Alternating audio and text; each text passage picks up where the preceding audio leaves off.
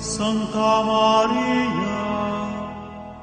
San Pablo, en la carta a los Efesios, nos dice que Dios nos ha elegido antes de la fundación del mundo para que seamos santos e inmaculados en el amor. Y también nos ha dicho que no solamente es una elección, sino que esa elección viene acompañada de una reconciliación. Porque en la carta a los Colosenses dice, nos ha reconciliado ahora por medio de la muerte de su cuerpo de carne para presentarnos santos e inmaculados e irreprensibles delante de Él. Nuestra vocación por la reconciliación hecha por Jesucristo es una vocación a la santidad. Tenemos que ser santos, a eso estamos llamados. No estamos llamados a ser solamente cristianos tibios, cristianos mediocres, estamos llamados a la santidad. Ahora, ¿cómo llega la santidad a nuestro corazón? ¿Cuál es la manera, cuál es el vehículo que hace que nosotros tengamos la santidad? Habíamos visto en la primera parte, en el primer video, de que la santidad es un don que tenemos nosotros. ¿Cómo llega ese don a nosotros? ¿Lo tenemos por naturaleza?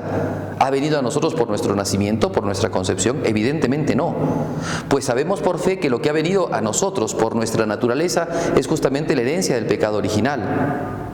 Nosotros hemos nacido, hemos sido concebidos con este pecado de la naturaleza. Así dirá San Agustín, un pecado de la naturaleza. No es un pecado personal, porque no lo hemos cometido nosotros, pero es un pecado que está en nuestra naturaleza. ¿Qué cosa nos quita ese pecado? ¿Qué cosa nos hace santos? Los sacramentos.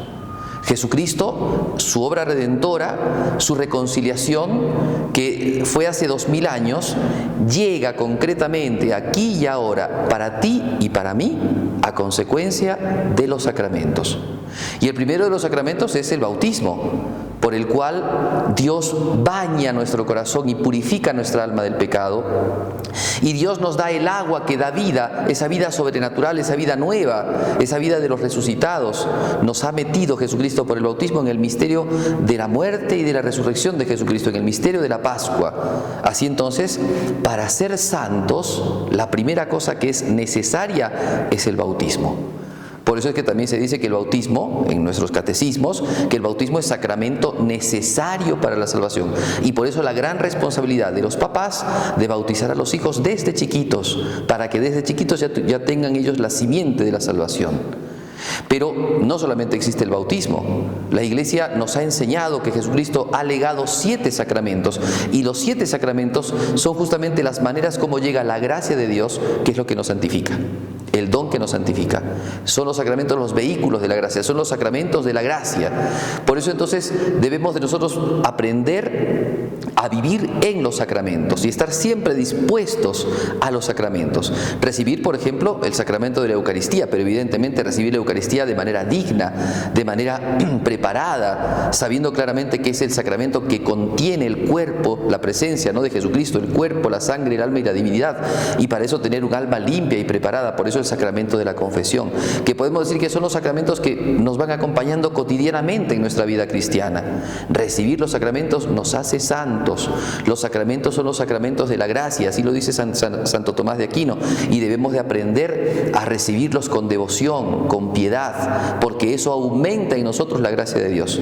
Todos los sacramentos nos dan la gracia de Dios, pero cada sacramento nos da una gracia especial, y por eso debemos de nosotros vivir los sacramentos, enamorarnos de los sacramentos, porque no es otra cosa que enamorarnos de Cristo.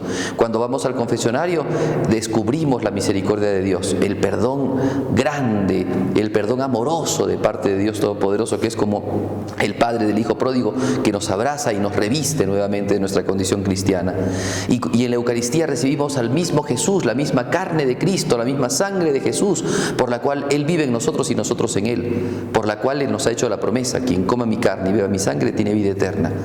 Amigos, despertemos, empecemos a vivir la santidad.